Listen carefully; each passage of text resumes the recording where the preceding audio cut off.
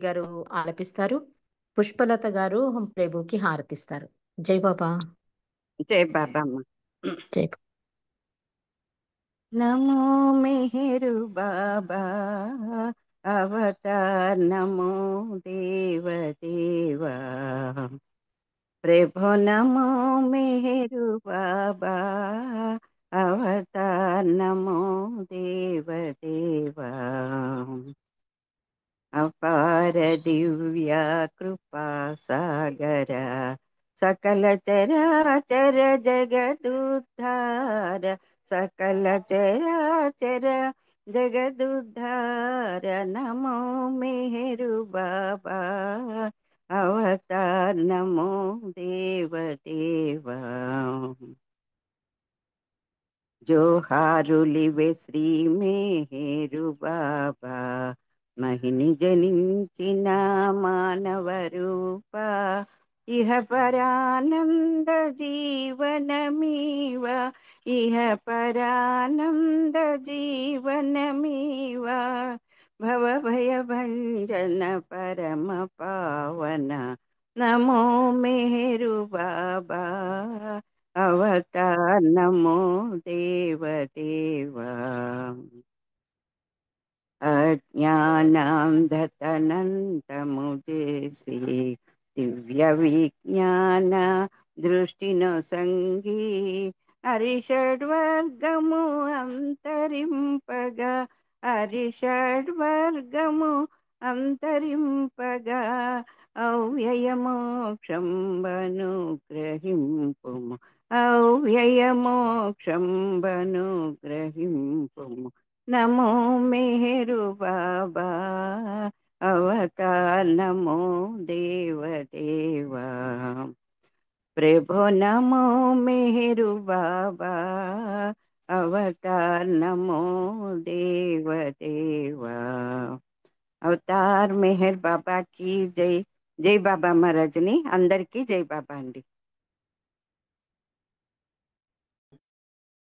జై బాబా అండి. జ్యోతి గారు చక్కటి ప్రార్థనా గీతంతో ఈరోజు ఈ సహవాస్ ప్రారంభించినందుకు జై మెహర్ బాబా. మనం గత కొన్ని రోజులుగా సద్గురు కార్యసరణి అనే గ్రంథంలోని విశేషాలు తెలుసుకుంటున్నామండి. అంటే ఒక గురువు యొక్క పాత్ర ఎలా ఉంటుంది అంటే భగవంతుడు దైవీ మానవుడిగా కిందకి వచ్చినప్పుడు ఆయన గురువు పాత్ర కూడా పోషిస్తాడు అనడానికి ఈ పుస్తకంలో ఉన్న విశేషాల ద్వారా మనకు తెలుస్తుంది. ప్రజెంట్ బాబా నవజీవనంలో ఉన్నారు. నవజీవన ఘట్టాలు తెలియపరుస్తున్నారు జ్యూస్ గారు. అంటే మణి ద్వారా ఆవిడ ఆవిడ స్వయంగా కనుక్కున్నవి ఇవన్నీ కూడా మనకి తెలియపరుస్తున్నారు. నిన్నటి రోజు ఎక్కడున్నామంటే స్త్రీలందరూ కూడా కార్వాన్లో పడుకునేవారు, పురుషులు నేల మీద పడుకునేవారు. సాధారణంగా మా బస ఇప్పుడు ఉండేది ఎక్కడ ఉండేదంటే అంటే వాళ్ళు విశ్రాంతి ఎక్కడ తీసుకునేవారంటే తోటల్లోనూ లేకపోతే బండ్ల మీద ఇలా అట్లా ఎక్కడ వీలుంటే అక్కడ అక్కడ విశ్రాంతి తీసుకోవడం. అలా బెనారస్ చాలా కాలం గడిపిన తర్వాత డిసెంబర్ 12, 1949 సపరివారంగా తెల్ల కఫ్నీలు ధరించి సారనాథ్ నుండి బయలుదేరారు. అక్కడి వరకు చదువుకున్నాం. ఇరిచిని భిక్షాటకు పంపించడం, కొంతమంది ఏమో తిట్టడం, కొంతమంది ఏమో పనులు చేసుకోవచ్చా అనడం. కానీ ఒక ఆవిడ మాత్రం వాళ్ళ ఇంట్లో ఆ రొట్టెకి తగ్గ పిండి లేకపోయినా అరువు తెచ్చి వీళ్ళ కోసం వేడివేడిగా చేసి ఇచ్చింట. అది విని బాబా కూడా చాలా సంతోషించారు. ఆ రోజు ఆ ప్రసాదంగా మాకు తినడం మాకు ఎంత రుచిగా ఉందంటే చెప్పలేను అని చెప్పి ఇరిచి చెప్తాడు కూడా. ఈ నవజీవన యాత్రలో పేదరికాన్ని ఆహ్వానిస్తూ అవమానాల్ని, అభిమానాన్ని, దూషణ భూషణ్ణి వేటిని పట్టించుకోరాదు అనేది జ్ఞాపకం వస్తున్నాయి. బాబా ముందే ఇచ్చారు కదా కండిషన్స్, అవన్నీ జ్ఞాపకం వస్తున్నాయని ఇరిచ్ అంటున్నాడు. ఈ రోజు విషయంలోకి వెళ్దామండి. జంతువులతో బాబా వారి పని తీరిపోగానే వాటిని వీరికి ఇచ్చేసేవారు. మనం తెలుసుకున్నాం కదా, సరోష్కి అలాగే షీబా అనే గుర్రం ఇచ్చేస్తారు. పెంపుడు జంతువుల్ని వాటిని ప్రేమతో సాకే వారికి అప్పగించారు. 2 గాడిదలను వేలం వేశారు. తెల్లగాడిద బాబా వారి అభిమానానికి నోచుకుంది. బెనారస్లో బాబా దానికి క్యారెట్లు తినిపించేవారు. అవి బాబా వారి కార్యక్రమంలో ప్రత్యేక స్థానం పొందాయి. వాటిని అమ్మవలసిన ధరను బాబాయే నిర్ణయించారు. పాద్రి ఒక మామిడి చెట్టు కింద నించుని వేలంపాట నిర్వహించాడు. అంటే ప్రతిదీ చేయించేశారు చూడండి మండలి వారితో. పందులు పెంచడమే కాకుండా ఇప్పుడు అంటే జంతువుల్ని వేలం వేసే పాట. అయితే ప్రతిసారి బాబా చెప్పిన ధర కంటే రూ. 1 తక్కువొచ్చేది. అలా 3 సార్లు వేలంపాట నిర్వహించినా రావలసిన డబ్బు రాలేదు. చివరికి బాబా దగ్గరికి వెళ్లి కేవలం రూ. 1 తక్కువ పలుకుతోందని వారు చెబితే, లేదు లేదు, నేను చెప్పిన ధర ఏమాత్రం తగ్గకూడదు అన్నారు బాబా. కానీ వాటి తిండికి రూ. 5 ఖర్చవుతోంది బాబా అన్నారు వాళ్ళు. అయినా పర్వాలేదు అన్నారు బాబా. 3 రోజులు ప్రయత్నించిన తర్వాత బాబా నిర్ణయించిన ధరకు అమ్ముడుపోయాయి. అమ్మకం అయిపోయిన తర్వాత ఒకరు ఇంకొక రూపాయి ఎక్కువ ఇస్తామని ముందుకొచ్చారు. దానికి బావ లేదు లేదు, ఇదే దాని ధర అని పంపించేశారు. చూడండి, అంటే ఒక మానవుడు సంఘంలో ఎలా మెలగాలో ప్రతీదీ బాబా మనకి ఆయన ఆచరించి చూపుతున్నారు. నెయ్యి వ్యాపారంలో కూడా చూడండి, నెయ్యి వ్యాపారంలో నష్టపోతోంది బాబా, నష్టం వచ్చింది బాబా అంటే ఏం పర్వాలేదన్నారు. అదేమైంది, ఆఖరికి చట్టమే వచ్చేసింది. అవినీతి చట్టం కింద ఒక గవర్నమెంట్ పెట్టేసింది. అలాగే ఇక్కడ కూడా ఒక మాటకి ప్రామిస్ అయిపోయాడు, అమ్మేశాడు. మళ్ళీ పక్కన ఇంకోడొచ్చి నేను ఇంకో రూపాయి ఇస్తానంటే వాడిని వదిలేసి వీడికి ఇవ్వకూడదు. అంటే ఒక సంఘంలో మనిషి బతుకుతున్నాడు అంటే ఇలా బతకాలి అని చెప్పి బాబా చేసి చూపిస్తున్నారు. ఎందుకంటే ఏది ఒక్క తప్పడుగు వేసినా అది సంస్కారం అయిపోయి మళ్ళీ జన్మకి ముద్రైపోయి, ఇవాళ మార్నింగే చదివానండి. సహజ, అసహజ సంస్కారాల్లో అసహజ అంటే మనం తెచ్చుకున్న సంస్కారాలను బానే క్లీన్ చేసుకోవచ్చుట కానీ, ఈ సహజ అంటే రాయి నుంచి మానవుడి దాకా వచ్చే సంస్కారాలు అనేటువంటివి చాలా గాఢంగా ఉంటాయట. అది సద్గురువు గాని, అవతారుడు గాని క్లీన్ చేస్తే గాని పోవట. అందుకని బాబా ప్రతి అడుగు చూడండి ఆ నవజీవనంలో ఎంత జాగ్రత్తగా వేయిస్తున్నారో మండలి చేత. ఏమన్నారు, ఒక ధర పెట్టేశారు. దానికన్నా తక్కువ వస్తోందంటే తక్కువ పలుకుతుందంటే వద్దు వద్దు ఆ ధరకే అమ్ము అన్నారు. అలా 3 సార్లు, 4 సార్లు ప్రయత్నించినా కూడా దానికి తిండి ఖర్చు రూ. 5 అయిపోతుంది. అమ్మితే వచ్చే రూ. 3 కన్నా తిండి ఖర్చు ఎక్కువైపోతుంది, అమ్మేయొచ్చు కదా అంటే బాబా లేదు లేదు, దానికి ఎంత ధర చెప్పానో ఆ ధరకొచ్చే వరకు మీరు వేలం పాడవలసిందే అన్నారు. తీరా బాబా అనుకున్న ధరకి వచ్చేసరికి ఇంకోడొచ్చి నేను ఇంకో రూపాయి ఎక్కువ ఇస్తానంటే బాబా అన్నారు, దీని ధర ఇంతే, ఇంతకు ఎక్కువ కాదని చెప్పి అలాగే అమ్మారు. అంటే న్యాయం, ధర్మం అలాగే ఉండాలి ఒక మానవుడు ప్రపంచంలో ఉంటే అని ఆయన చేసి చూపిస్తున్నారు ప్రతిదీ కూడా నవజీవనంలో. మనకి అది అవగతం కావాలండి. తర్వాత గుర్రాన్ని టాంగా బండి కట్టడానికి తర్ఫీదు ఇచ్చారు. ఒంటె గంట ఇంకా మాతోనే ఉంది. నవజీవనం ప్రారంభించిన సంవత్సరం తర్వాత అక్టోబర్ 16, 1956 సంవత్సరం 4 గంటల పాటు బాబా పాత జీవితంలో ప్రవేశించి, పాత జీవితంలో నేను పరిపూర్ణ దైవంగా ఉన్నాను, కొత్త జీవితంలో వినమ్రుడైన భగవత్ ప్రేమికుడుగా, భగవత్ భక్తుల సేవకునిగా ఉన్నాను. నవజీవనంలో నా పరిపూర్ణ దివ్యత్వ స్థానంలో పరిపూర్ణ వినయం ప్రవేశించింది అన్నారు మెహర్ బాబా. నిస్పృహ, నిస్సహాయ, నిస్పృహల నవజీవన లక్షణాలను వివరిస్తూ డాక్టర్ గని హిందీలో ఒక గేయం రచించాడు. వాటిని తప్పుగా అర్థం చేసుకోకూడదు. అవి బాబా కార్య విధానాలకి సాంకేతికంగా భావించాలి. పైన చెప్పిన మీటింగ్కి ఒక నెల ముందు, అంటే సెప్టెంబర్ నెల మధ్యలో మహాబలేశ్వరులో బాబా ఇలా అన్నారు, ఈ నవజీవనానికి అంతమన్నది లేదు. నా భౌతిక మరణం తర్వాత కూడా ఎవరైతే పూర్తిగా కపటాన్ని, అసత్యాలను, కామ క్రోధాదులను పరిత్యజించి జీవిస్తారో, దీనిని సాధించడం కోసం ఎవరైతే కామయుతమైన పనులను చేయకుండా, ఎవరిని పరోక్షంలో విమర్శించకుండా, భౌతికమైన వస్తువుల సంపదను కానీ, అధికారాన్ని కానీ కాంక్షించకుండా, గౌరవాన్ని ఆశించకుండా, పొగడ్తలకు పొంగిపోక, తెగడ్తలకు కృంగిపోక, ఎవ్వరికీ దేనికి భయపడకుండా, కేవలం భగవంతుని మాత్రమే బాసటగా భావిస్తూ, భగవత్ ప్రేమికుల ఎడల, భగవద్ అవతారణ ఎడల విశ్వాసాన్ని కలిగియుంటూ కూడా భౌతికమైన లబ్ధిని కానీ, ఆధ్యాత్మిక ప్రతిఫలాన్ని కానీ ఆశించకుండా, సత్యాన్ని విడిచిపెట్టకుండా, కష్టాలకు చెలించకుండా, ధైర్యంతోనూ హృదయపూర్వకంగాను 100కి 100 పాళ్ళు ఆనందంతో కష్టాలను స్వీకరిస్తూ, కుల మతాలకు, మత సంబంధమైన కర్మకాండలకు ప్రాధాన్యతనీయకుండా జీవితం గడుపుతారో, అట్టివారు ఈ నవజీవనాన్ని సజీవంగా నిలుపుతారు. ఈ నవజీవనాన్ని జీవించడానికి ఎవరు లేకపోయినా అది తనంతట తానే శాశ్వతంగా సజీవంగా ఉంటుంది అంటున్నారు బాబా. అంటే బాబా అలా నడుచుకుంటూ యాత్రలు చేశారు కదా, అలా చెయ్యాలేమో అనుకుంటారని బాబా చెప్తున్నారు. నా భౌతిక మరణానంతరం కూడా ఎవరైతే ఇలా కపటం లేకుండా, అసత్యం ఆడకుండా, దేనికి రియాక్ట్ అవ్వకుండా, అంటే ఆ ప్రతిదానికి అతుక్కుపోతూ ఉంటాం కదా! అలా డిటాచ్‌గా ఉన్న వాళ్ళందరూ కూడా నవజీవనం చేస్తున్నట్టే అని చెప్తున్నారు బాబా. ఒక రకంగా చెప్పాలంటే పశ్చాత్తాప ప్రార్థన ఆచరణలో పెట్టేస్తే అండి బాబా అంటారు కదా! అలా ఆచరణ సాధ్యమయ్యేదే ఆధ్యాత్మికత అన్నది. అలా ఆచరణ చేస్తే మనం కూడా అంటే అందులో పాటించిన వాళ్ళందరం కూడా నవజీవనాన్ని జీవిస్తున్నట్టే లెక్క. ఎందుకంటే బాబా ఇందులో చెప్పినవన్నీ కూడా అలాంటివే కదా! పొగడ్తలకు కుంగిపోకుండా, గౌరవాన్ని ఆశించకుండా, సత్యాన్ని విడిచిపెట్టకుండా, భగవంతుని మీదే పూర్తిగా ఆధారపడి, హృదయపూర్వకంగా 100కి 100 పాళ్ళు ఇవన్నీ ఆ కష్టాలన్నీ ఆనందంతో స్వీకరించడం. ఇవన్నీ చేస్తే కనుక ఎప్పుడూ నవజీవనం సజీవంగా నిలబడుతుంది అంటున్నారు. నిలుపుతారు వాళ్ళు అంటున్నారు. అంతేకాకుండా ఎవ్వరు లేకపోయినా కూడా ఈ నవజీవనం శాశ్వతంగా సజీవంగా ఉంటుంది అంటున్నారు. ఈ నవజీవనం పాశ్చాత్య దేశాలలో బాబాతో ప్రమేయం లేకుండానే స్వతంత్రంగా జీవించబడుతుందని బాబా అన్నారు. 1949 సంవత్సరం చిట్ట చివరి రోజు అంటే నూతన సంవత్సరం ప్రారంభానికి ముందు రాత్రి ఫెయిర్ ఫాక్స్‌లోని మా సూఫీ స్కూలు ఖాళీ దగ్ధమైపోయింది. అంటే నవజీవనం అక్టోబర్‌లో స్టార్ట్ అయింది. అన్- సెప్టెంబర్‌లో బాబా చెప్పిన సంగతి ఇక్కడ చెప్తూ ఆవిడ ఇంకో విషయం చెప్తున్నారు. 49వ సంవత్సరం నూతన సంవత్సరానికి ప్రారంభానికి ముందు జరిగిన సంఘటన. స్కూల్ ఒకటి కాలిపోయింది. దానికి బాబా వారి నవజీవనానికి సంబంధం ఉంటుందని అప్పుడు మేము అనుకోలేదు. బాబా పాత జీవితాన్ని త్యజించినందున ఈ ఘటన సరైందనిపించింది. నాకు జిన్ ఏడ్రియల్ కథ జ్ఞప్తికి వచ్చింది. బాబా హార్మాన్ అండ్ ద హడ్సన్లో ఉన్నప్పుడు సమీపంలోని ఇల్లు కాలిపోయింది. అప్పుడు బాబా అన్నారు, ఎవరికీ తీవ్రమైన బాధ కలగలేదు కదా, ఇది శుభసూచకమే అన్నారు.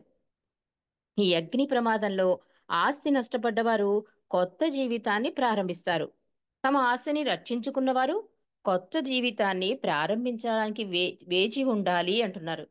అంటే ఎవరైతే అంటే అంతా భగవంతుని ఇచ్చగా తీసుకుంటే వాడు నిజంగా నవజీవనాన్ని ఫాలో అవుతున్నట్టే అని అర్థం. అంటే ఈ ఆస్తి పోయింది అయ్యో అని బాధపడ్డవాడు మాత్రం ఇంకా అది అందులో అడుగు పెట్టలేదని అర్థం అని చెప్పారట బాబా ఇండైరెక్ట్ గా. నవజీవనం ప్రారంభించే ముందు డాక్టర్ దౌలత్ సింగ్ బాబా విధించిన నవజీవన నియమాలన్నీ ముఖ్యంగా అన్ని వేళల్లోనూ ఆనందంగా ఉండడానికి అంగీకరించాడు. బాబా అతని నవజీవన సహచరునిగా అంగీకరించారు. దౌలత్ సింగ్ మనందరికీ తెలుసు దౌలత్ సింగ్ స్టోరీ. కానీ ఇక్కడ ఒక గమ్మత్తు రాశారండి. అది నాకు చాలా ఆశ్చర్యకరం అనిపించింది. అంటే ఏ విషయంలోనైనా సరే ఏం జరిగినా కూడా మీరు ఆనందంగా ఉండాలి. నన్ను అన్నగానే పిలవాలి అన్నారు కదా బాబా. అది మండలి ఎంత తూచా తప్పకుండా పాటించారో ఈ సంఘటన ద్వారా మనకి అవగతం అవుతుందండి. దౌలత్ సింగ్ గురించి చెప్తోంది జ్యూసు. బాబా నవజీవనంలో తీసుకున్నారు. బాబా కూడా ముందే చెప్పేశారు ఎప్పుడూ ఆనందంగా ఉండాలి ఎలాంటి పరిస్థితుల్లోనైనా అని. బాబా అతని నవజీవన సహచరునిగా అంగీకరించారు. దౌలత్ సింగ్ అమితంగా ప్రేమించే అతని కూతురి వివాహం నవజీవన యాత్ర ప్రారంభమైన రెండవ రోజున జరపడానికి నిశ్చయింపబడింది. ఆమె తన వివాహానికి హాజరు కాలేని తండ్రిని నిష్ఠూరంగా దూషించింది. ఒక రాత్రి వేళ కుమార్తె చేసిన దూషణ తిరస్కారాలు జ్ఞప్తికి వచ్చి దౌలతు వెక్కి వెక్కి ఏడ్చాడు. కన్నీళ్లు ఆపుకోలేకపోయాడు. దగ్గరలోనే కుటీరంలో నిద్రిస్తున్న బాబా వెంటనే ఈ రిచిని తీసుకునొచ్చారు. ఎందుకు ఏడుస్తున్నావు అడిగారు బాబా దౌలత్ సింగ్ని. వివరాలు తెలుసుకున్నారు. మర్నాడు ఉదయమే తనను విడిచి వెళ్ళిపోమని బాబా ఆదేశించారు దౌలత్ సింగ్ని. అది హృదయ విదారకమైన దృశ్యం. అయితే మండలి వారందరూ చిరునవ్వుతో ఉన్నారు అంటున్నారు ఇక్కడ. ఎంత బాధాకరమైన విషయం అండి. అంటే అది సహజంగా తండ్రిగా అతను తల్లి ఆ కూతురన్న మాటలను గుర్తు తెచ్చుకున్నారు. అంటే ఆయన సమక్షంలో ఉండి సాక్షాత్తు భగవంతుని సమక్షంలో ఉండి నువ్వు దుఃఖపడుతున్నావు అంటే ఇంకా విలువ లేదు కదా అక్కడ. అందుకని వెళ్ళిపోమంటున్నారు బాబా. బాబా ఒక రూల్ పెట్టారు కదా. ఎలాంటి పరిస్థితులు వచ్చినా కూడా ఆఖరికి ఆయన నేను బాడీ డ్రాప్ చేసినా కూడా అని కూడా చెప్తారు. అలాంటి రూల్స్ పెట్టినా కూడా ఇతను అది సహజంగా వచ్చింది అది. అనుకోకుండా దుఃఖం వచ్చేసింది. కానీ దానికి కూడా బాబా క్షమించలేదు. వెళ్ళిపోమన్నారు. కానీ వెళ్ళిపోమనడంతో మిగతా వాళ్ళందరూ కూడా చాలా బాధ అనిపిస్తుంది కదా! చూస్తుండగా. అంత మంచి బాబా ప్రేమికుడు అన్నిట్లోనూ సక్సెస్ అవుతూ ఆ రాత్రి ఎక్కడో మారుమూలకెళ్ళి ఏడుస్తున్నాడు. బాబా దగ్గర కూర్చొని కూడా ఏడవలేదు. బాబాతో చెప్పలేదు. అయినా కూడా బాబా వెళ్ళిపోమనేసరికి మండలి వాళ్ళందరూ ఏం చేయాలండి? మామూలుగా అయితే సహజంగా మనకు కూడా అయ్యయ్యో! అనేసి మనం కూడా విచారవదనం అయిపోతాం. కానీ మండలి వాళ్ళు అలా చేయలేట. వాళ్ళందరూ చిరునవ్వుతో ఉన్నారు అని రాస్తున్నారిక్కడ. అంటే అందరూ కూడా అది ఇన్సిడెంట్ సీరియస్‌గా తీసుకోలేదు. లేకుంటే వారికి కూడా అదే గతి పట్టేది అని వారికి తెలుసు. చూసారా? వారికి తెలుసు. ఒకవేళ దౌలత్ సింగ్‌ని ఏదైనా సింపతి చూపించారనుకో అయితే నువ్వు కూడా వెళ్ళిపో అంటారు బాబా. అది వాళ్ళకిష్టం లేదు. బాబా దగ్గర ఉండడమే ఏది ఏమైనా బాబాతో ఉండడమే కావాలి మండలికి. అందుకని వాళ్ళ మొఖాల్లో చిరునవ్వు చెక్కు చెదరలేదు అని రాస్తున్నారు. ఇంటి దగ్గరే నవజీవనం జీవించమన్నారు దౌలత్ సింగ్‌ని. సమాజంలో పేరు ప్రతిష్టలతో పాటు ప్రభుత్వ పదవులు చేసిన డాక్టర్ దౌలత్ సింగ్ సొంత నగరంలోనే భిక్షకు జీవితం గడపవలసి వచ్చింది. కుటుంబ సభ్యులకిది అవమానం అనిపించింది. తను నగర మేయర్‌గా పనిచేసిన శ్రీనగర్ వెళ్ళాడు దౌలత్ సింగ్. అక్కడి వారు అతనిని బయటికి వెళ్ళగొట్టారు. అందరి నిరాదరణకు గురయ్యాడతను. మత పెద్దలు కూడా వెలివేశారు. మామూలుగా కదండి ప్లేడర్ తర్వాత మళ్ళీ దౌలత్ సింగే అంత బాధ అనుభవించింది. బాబా చెప్పినట్టుగానే ఎంతో పలుకుబడి ఉన్నాయన రోజు బిచ్చమడుక్కుని వస్తాను అంటే ఈ కుటుంబం ఒప్పుకుంటుందా? సంఘం ఒప్పుకుంటుందా? ఎంత బావా ఇదైనా ఇంట్లో చేసుకో నువ్వంటారు. పోనీ ఇంట్లో ఉండంటే ఇంట్లో ఉండకుండా వచ్చాడని సంతోషపడిన ఫ్యామిలీకి సంతోషాన్ని ఇవ్వకుండా బిచ్చ వెళ్ళి అడుక్కోవడం. ఇవన్నీ ఇంట్లో నుంచి తరిమేశారు. ఆఖరికి అందరూ పిచ్చివాళ్ళని కూడా అంటారు. చాలా కష్టాలు పడతాడండి. బాబా కూడా కళ్ళమ్మట నీళ్లు పెట్టుకున్నారన్న అంటే ఆ పాత్రలో ఆ దౌలత్ సింగ్ యొక్క ఆ నవజీవనాన్ని ఎంత కరెక్ట్‌గా పాటించాడని బాబా కూడా కళ్ళమ్మట నీళ్లు పెట్టుకున్నారని నేను విన్నట్టు గుర్తు. కానీ ఒకసారి మనం దౌలత్ సింగ్ స్టోరీ కూడా చదువుకుందాం అవకాశం ఉంటే. అలాగా మత పెద్దలు కూడా బయటికి పంపించేశారట. ఆ విధంగా కుటుంబం నుండి, మతం నుండి, నగరం నుండి నిరాధారంగా నెట్టివేయబడి దౌలత్ సింగు భిక్షాటన చేస్తూ దేశ సంచారం చేశాడు. తిన్న చోట తినకుండా, ఉన్న చోట ఉండకుండా జీవించాడు. బాబా నవజీవన కాలంలో ఒక రైల్వే స్టేషన్‌లో వేచి ఉన్నప్పుడు బయట ఒక వృద్ధ భిక్షగాడిని చూపించి అతడెవరో చూసి రమ్మని మండలిని పంపించారు బాబా. తీరా చూస్తే అతడు దౌలత్ సింగ్. బాబా అతన్ని ప్రేమతో లేవనెత్తి మండలితో అతనొక్కడే యథార్థమైన నిస్పృహ నిస్సహాయలతో కూడిన పరిపూర్ణ నవజీవనం జీవించాడు అన్నారు బాబా దౌలత్ సింగ్ని చూసి. అతనిని భిక్షక జీవితం మాని తన కుటుంబీకులకు దగ్గరకు వెళ్ళమన్నారు బాబా.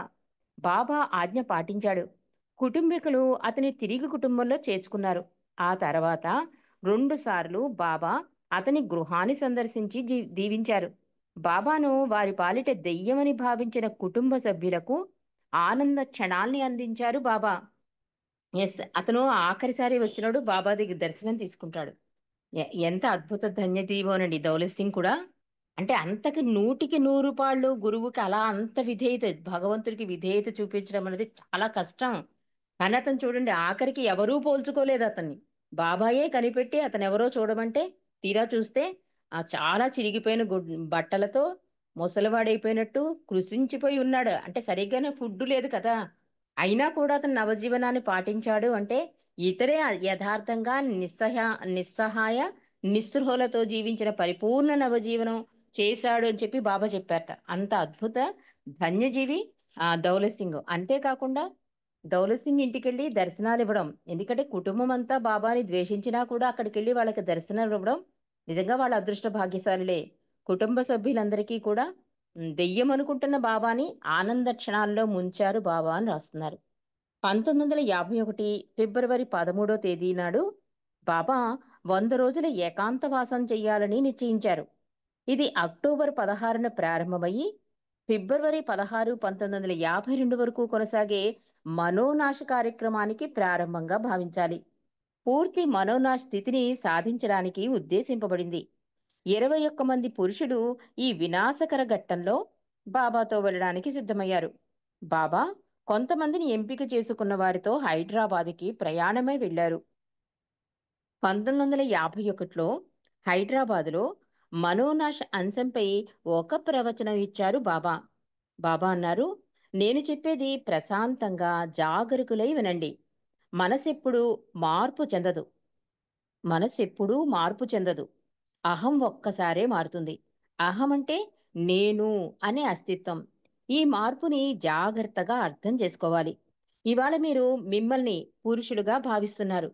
రేపు మీరు మరణిస్తారు. అప్పుడు మీ మానసిక సంస్కారాలు మీకు స్త్రీ అనే అనుభవాన్నిస్తాయి. ఇదంతా అసత్యం. పరిస్థితులను బట్టి మనసు యొక్క స్వభావం మారుతుంది.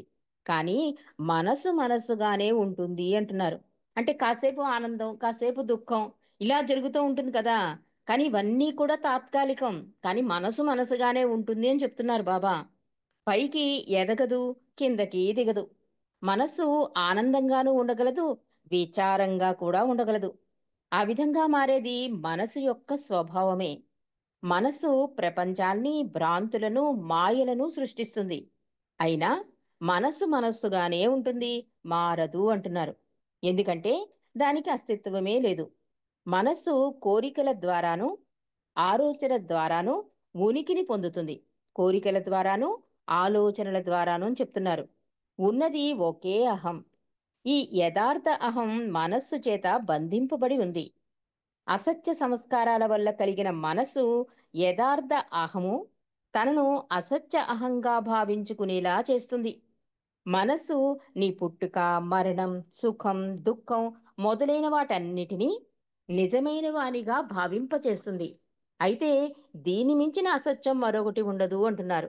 అన్నీ అన్నీ నిజమే అనిపిస్తుంది కదా! అంటే మనం కళ్ళతో చూసినవన్నీ కూడా మనకేమనిపిస్తుంది? సత్యాలు అనిపిస్తుంది. కానీ దీనికి మించిన అసత్యం ఇంకోటి లేదు అంటున్నారు బాబా.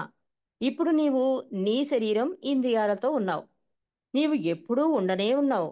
నీవెలా జీవించావో నీకేమైనా జ్ఞాపకం ఉందా? లేదు. ఎందుకంటే నీవసలు పుట్టనే లేదు కనుక. నీవు ఎక్కడో అక్కడో ఉన్నానని నీ మనసు అనిపింపజేస్తుంది. నీ మనస్సు యొక్క సంస్కారాల మూలంగానే ఈమె నా భార్య, ఇతడు నా భర్త అని అనుకుంటావు. అలా మనస్సు నీ చేత గంతులు వేయిస్తూ ఉంటుంది చెప్తున్నారు బాబా. అంటే మనం ఈ జన్మ అదే బాబా కూడా అదే కదా అంటారు. మీరు ఈ జన్మదే చూస్తారు. నేను వాడి రాతి నుంచి మళ్ళీ పరమాత్మలో కలిసే వరకు వాడికి ప్రయాణం నాకు తెరిచి ఉంచిన పుస్తకం అంటారు బాబా. అలాగే ఏంటంటే ఈ ఆత్మ ఎప్పుడూ కూడా ఈ మనస్సు వల్లనే అంతా సృష్టిస్తుంది. కానీ మనం ఇలాంటి జన్మలు చాలా జన్మలు ఎత్తాం. కానీ మనం అనుకుంటాం ఈ జన్మలోనే నాకు ఈ బంధాలు ఇవన్నీ శాశ్వతం అని అనుకుంటున్నావు. ఇలాంటి జన్మలు చాలా జన్మించావు అంటున్నారు. కాబట్టి మనసు ఎప్పుడూ కూడా పరమాత్మలో కలిసే వరకు అది అంటుకునే ఉంటుంది. అంటే నేను అనే అహం ఉంటుంది. ఆరో భూమిక వరకు అని కూడా బాబా చెప్తున్నారు. కాబట్టి ఇదంతా కూడా భ్రాంతి. అసత్యాన్నే సత్యం అనిపిస్తుంది మనసు ఎప్పుడూ కూడా అని చెప్తున్నారు. అలా మనసు నీ చేత గంతులు వేయిస్తూ ఉంటుంది. అంటే ప్రతిదీ నిజం. నేను లేకపోతే ఎలా?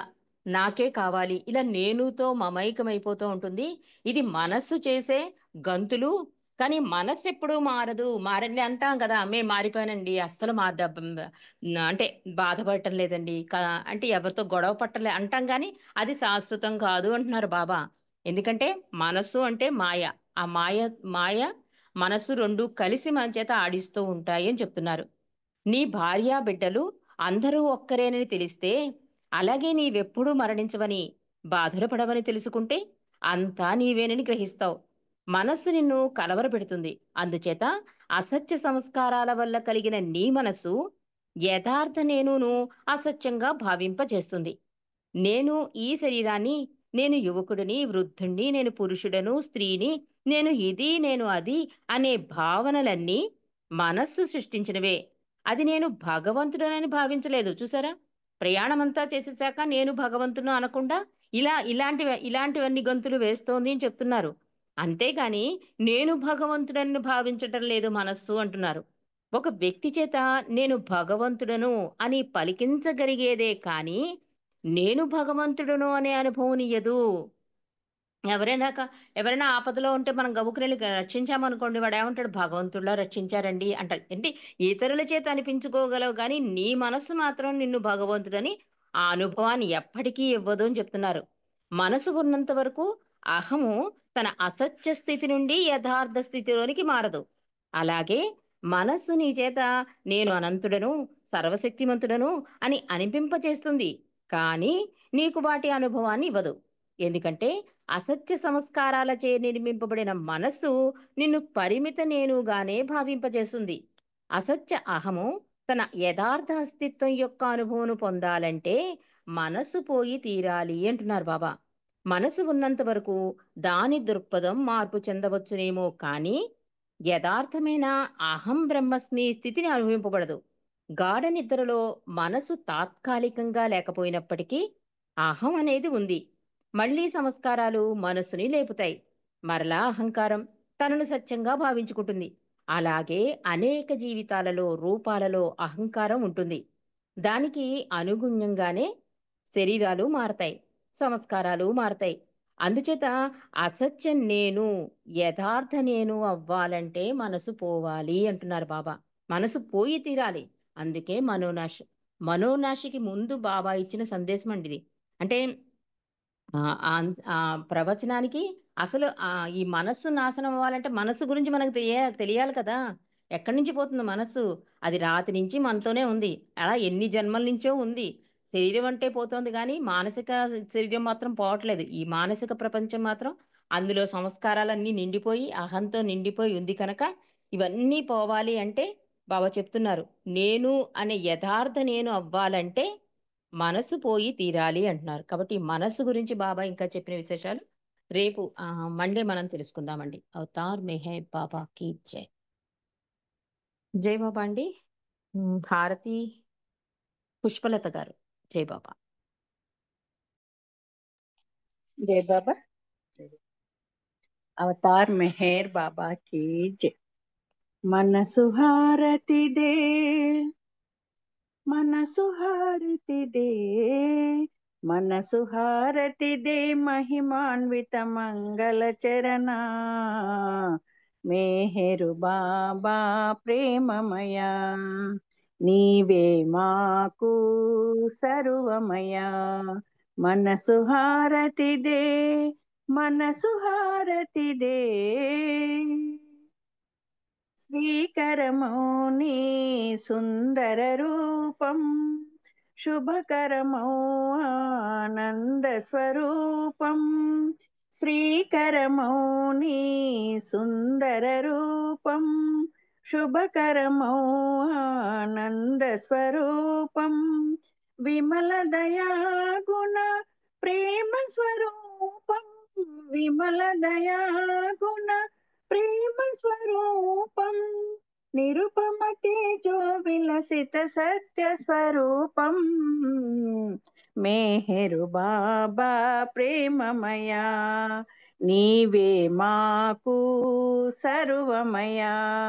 మనసు హారతిదే, మనసు హారతిదే, నీ సేవే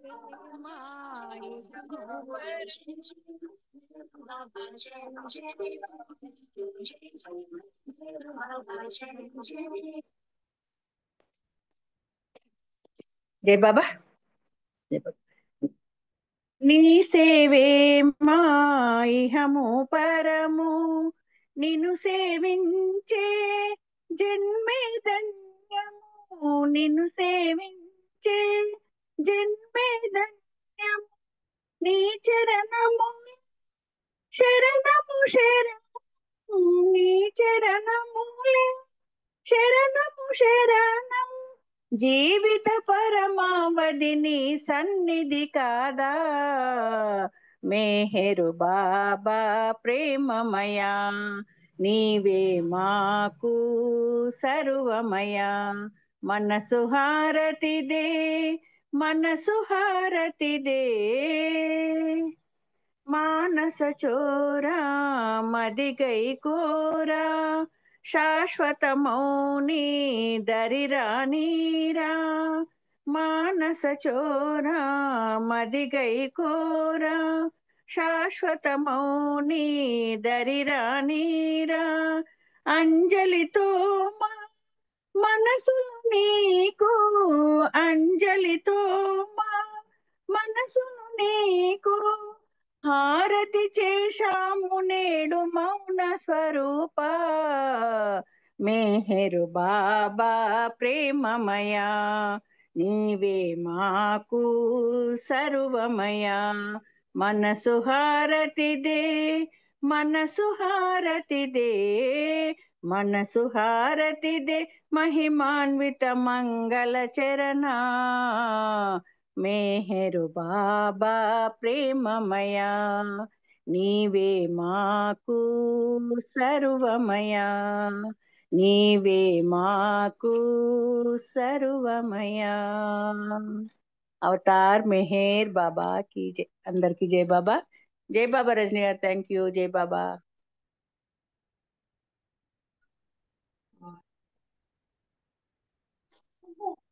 అది ఆయిల్ సుశీ- జై జై బాబా బాబా అండి. అండి, అందరికి జై జై బాబా. బాబా అందరికీ జై బాబా. సుశీల్ సుశీల్ పాట గారు, వినబడ్డదా? జై బాబా హారతి వినబడ్డదా? జై బాబా వినపడదు. అండి అందరికి. వినపడదండి, జై బాబా వినపడింది. జై చెప్పండి. బాబా. జై బాబా, జై సుశీల్ గారు బాబా. ఒక్క నిమిషం. సుశీల్ గారు, చెప్పండి ఇవాళ వెంకట్రావు గారు చదువుతారు కదండి శనివారం మధ్యాహ్నం సాయంత్రం. ఈవినింగ్. అలాగే సరే, అలాగే చెప్పండి. నేను ఆ, తర్వాత చెప్తాను. అలాగే సరే. అలాగే అలాగే. జై బాబా. జై బాబా అండి, అందరికీ జై బాబా. అందరికీ జై జై మెహర్ బాబా. బాబా. అందరికీ జై బాబా. జై బాబా అండి.